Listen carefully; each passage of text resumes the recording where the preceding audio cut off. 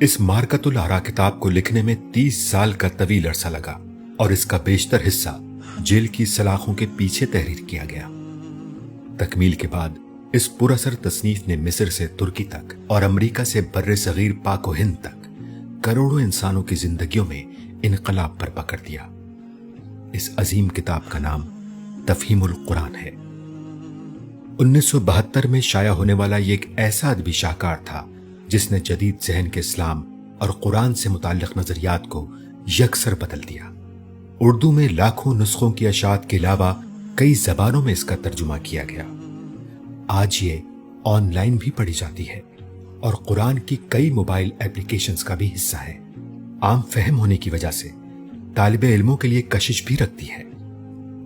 سوال پیدا ہوتا ہے کہ آخر وہ کیا خصوصیات ہیں جو بے شمار تفاسیر کے ہوتے ہوئے بھی قرآن پڑھنے والوں کو تفہیم القرآن کی طرف اٹریکٹ کرتی ہیں۔ تفہیم القرآن کے ذریعے عام آدمی قرآن کے مفہوم و مدعا کو آسانی سے سمجھ لیتا ہے۔ قرآن جو اثر اس پر ڈالنا چاہتا ہے اسے وہ قبول کرتا ہے۔ جو سوالات اس کے ذہن میں اٹھتے ہیں ان کے جوابات بھی ساتھ ساتھ مل جاتے ہیں۔ تدبر کے لیے عقل کی گرہیں کھل جاتی ہیں جو عمل کی طرف قدم بڑھانے میں مددگار ہوتی ہیں اور انسان کو اپنی فلاح کا راستہ دکھائی دینے لگتا ہے۔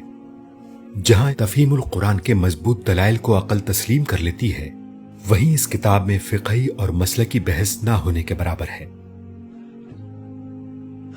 ایک بات جو اس کے مصنف مولانا سید ابوالعلا مودودی کے پیش نظر ہے وہ یہ کہ قرآن کو ایک دعوت اور ایک نظام کے قیام کی جدوجہد کی کتاب کے طور پر پیش کیا جائے۔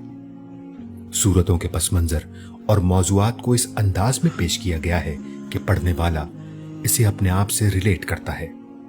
تفہیم القرآن انسان اور اس کے مسائل کے درمیان ایک زبردست کنیکشن قائم کرتا ہے، جس کے حوالے سے اس کے مصنف مولانا سید ابوالعلا مودودی نے خود کہا ہے کہ میں نے دنیا کے سارے علوم پڑھے، لیکن جب قرآن کو پڑھا تو پتا چلا قرآن تو سارے علوم کا سرچشمہ ہے۔